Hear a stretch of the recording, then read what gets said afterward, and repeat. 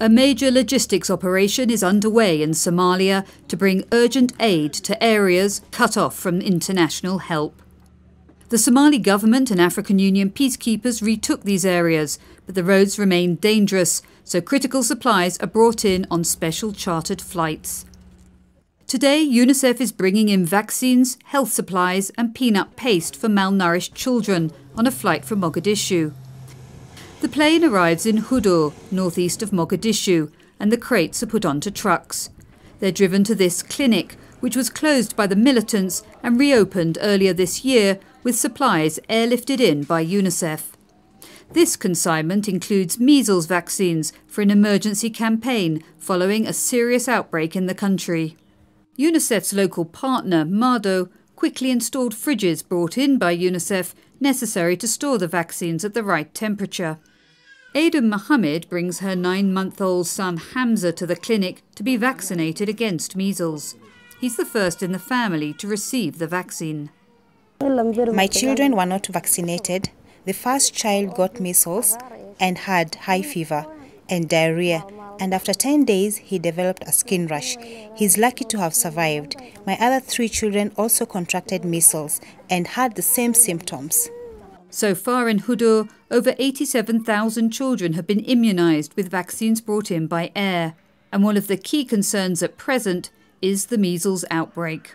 Measles is one of the main killer diseases for children, especially those who are under 5 years old. And Somalia, as a country, had a very difficult situation and circumstances where many communities were cut off from health services because of accessibility and security. UNICEF is keen to support no matter where the location is. Getting the vaccines to the clinic is only one step. The population also need to be encouraged to use the health facilities now that they're reopened and stocked. Now that we have the vaccine in place, we will also do our normal routine, that is the door-to-door campaign. I think that is the best way to mobilize this community.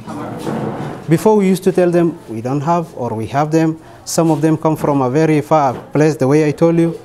So it's like we'll also make an initiative of also reaching them. Children are at greatest risk of contracting measles and other diseases because so many of them are malnourished and weak. And the situation in these areas is expected to get worse, at least until the expected rains start in October. The emergency flights are expensive and not a long-term solution. However, UNICEF has managed to bring in health, nutrition and education supplies for thousands of women and children, saving lives and ensuring that the most vulnerable receive the critical help they so desperately need. This is Susanna Price for UNICEF Television. For more information, go to www.unicef.org. Unite for Children.